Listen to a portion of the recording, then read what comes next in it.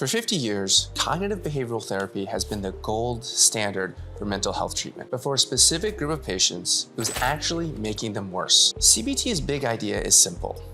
Change your thoughts, change your feelings. Sounds reasonable, but for people in real emotional crisis, being told to just think about it differently felt like telling someone that their pain wasn't real. I'm an executive coach who works with startup founders that are on the verge of blowing up their companies, not growing them, destroying them. And these 8 steps are the single most useful tool I've found for getting 2 people who are really frustrated with each other to actually listen. This is the accepted validation framework. Here's how it works and why it might even be more powerful than love. CBT works by helping people challenge distorted thinking. You believe nobody likes you? CBT says, let's look at the evidence. Let's reframe that thought. But in the 1980s, psychologist Marsha Linehan was working with patients with borderline personality disorder, people with extreme emotional sensitivity, and she found that CBT was backfiring. These patients felt like their therapist was telling them their feelings were wrong. The reframing felt like a rejection. So Linehan developed a new approach called dialectical behavioral therapy, DBT. And the core innovation was this. Before you help someone change their thinking, you first make them feel understood. You have to validate their experience, not agree with it, validate it. That distinction matters. Now, psychologist Carolyn Fleck took these ideas and wrote a book called Validation that breaks down this skill into a practical framework that anyone can learn. And when I read it, I immediately saw the application to my work coaching startup founders through conflict. Because what I've seen over and over again in my coaching practice are 2 co-founders who sit down and the first thing they want to do is argue about who's right. They want to fix the problem. They want to debate the decision. But the reason they can't resolve anything is that neither person feels heard. They're stuck in the same trap that those BPD patients were in. They're getting problem solving when what they actually need is validation. So what is validation really? It is the act of making someone feel seen, heard, and understood. It's communicating that their feelings make sense given their situation. That's it. It's not praise, it's not agreement, it's not telling someone that they're right. It's telling them that they're not crazy for feeling the way they do. Let me give you a founder example. Your co-founder comes to you and says, I feel like you don't trust me to run the sales process. A common response might be, that's not true. I do trust you. I just think that we should review the pipeline together. Sounds reasonable, right? But what your co-founder just heard is your feelings are wrong. You're making something out of nothing. And now they're more defensive than ever. A validating response would be something more like, I can see why you might feel that way, especially since I've been jumping into your deals without asking. That would bug me too. You haven't agreed that you don't trust them. You've acknowledged that their interpretation makes sense given what's happening. And now the conversation can actually go somewhere. This is the unlock that most founders miss. You do not have to concede your position to validate someone's experience. Dr. Fleck lays out 8 micro steps for validation using the acronym ACCEPTED. Think of it as a ladder. The bottom rungs are simple and low risk. The higher you climb, the more powerful the connection, but also the more you can get wrong. So in this video, I'm going to walk you through each one and show you how it can be applied to co-founder dynamics. Let's start with A. A stands for attend. This is the foundation. Put your phone down, close your laptop, make eye contact, use verbal cues like or go on. This sounds basic, but I can tell you that there are co-founder sessions where things start to break down because I see a founder wander off, whether or not they're distracted or they're just no longer seem interested in the conversation. I've seen people physically turn away or like take off their glasses and rub their eyes. And when you do things like that, your co-founder no longer feels like you're listening. And if that's true, then nothing else is going to land. So if you're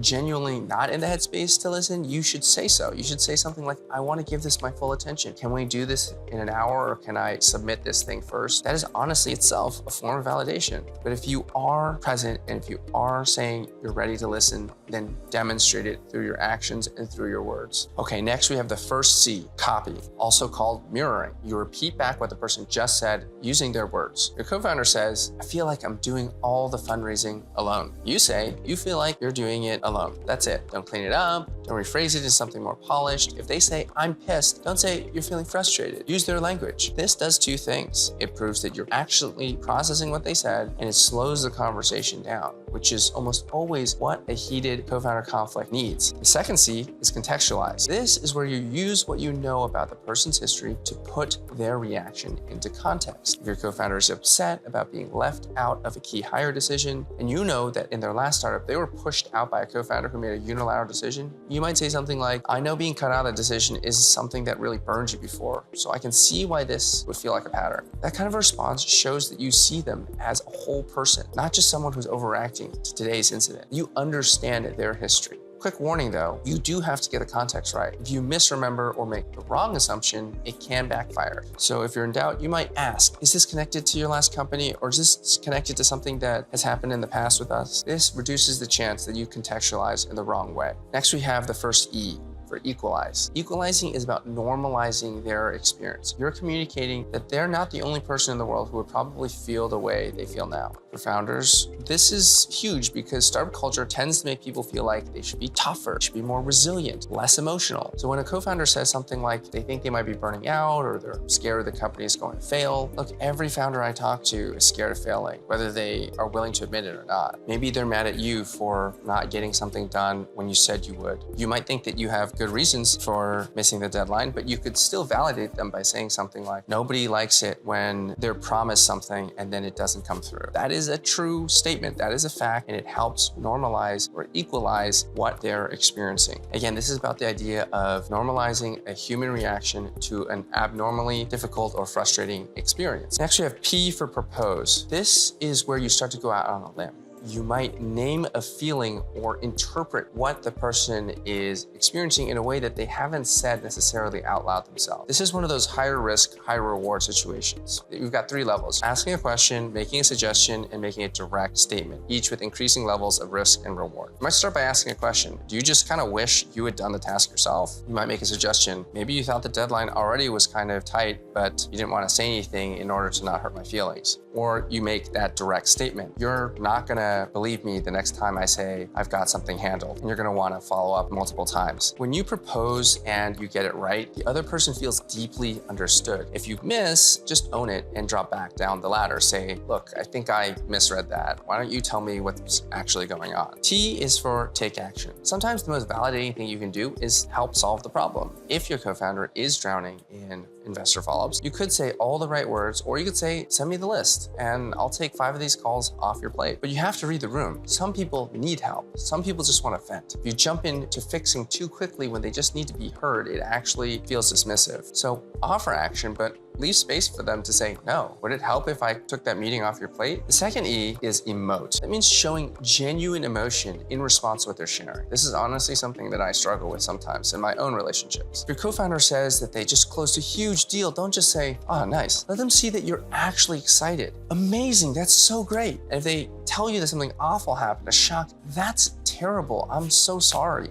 carries a lot more weight than a flat, that sucks. The point is that you're showing the other person that what happens to them affects you, affects your mood. In co-founder relationships, emotional flatness can be a slow killer because people stop sharing their issues because they don't think their partner actually cares. D is disclose. This is the top of the ladder. This is where you share a relevant, vulnerable experience of your own. Maybe your co-founder confesses that they feel like they made a bad hire and they feel really stupid about it. And you might say something like, yeah, I made a bad hire in my previous company who wasn't right, and I wasted a lot of money keeping them on the payroll because I didn't want to admit that I was wrong. Something I really regret. The point is, it's not about you, but this kind of disclosure removes shame. It tells the person, look, I've been where you are. I'm not judging you for this. I don't think less of you. The goal is to keep it brief and relevant. It's not about you. It's not your moment. You're opening a door for them, not redirecting the conversation to yourself. So that's the accepted framework. 8 steps ranged as a ladder. You can use 1 or 2 in a given conversation. You don't have to climb all 8. And if you do overshoot and say something that doesn't land, just take a step back down the ladder and do something on a lower rung and reset. Now, let me touch on some of the mistakes that I see founders make when they try to do validation. First mistake that comes up most often is the fix-it trap. Co-founder shares a problem and you immediately jump into solutions mode. This is the default for most operators. But if someone hasn't felt heard yet, your solution is going to be met with resistance. People are going to be unlikely to adopt it, even if it's brilliant. Number 2, the comparison trap. If someone says something negative or concerning about the financial situation, you can could say, at least we have 6 months of runway. Other companies have it way worse. This is gonna minimize their experience. It's gonna make them feel like they don't have the right to struggle and that you don't care. Number 3, the silver lining trap. Maybe losing that client was a blessing in disguise. Nobody wants to hear that when they're still processing the loss. Let them sit with it first, absorb it, accept it. And number 4, the minimization trap. It's not that bad. We're totally gonna get over this. This is also common between co-founders who feel like they're being encouraging. Hey, forget about that. But it doesn't always work because they're telling their partner that your emotional response is an overreaction. One more thing before I let you go though.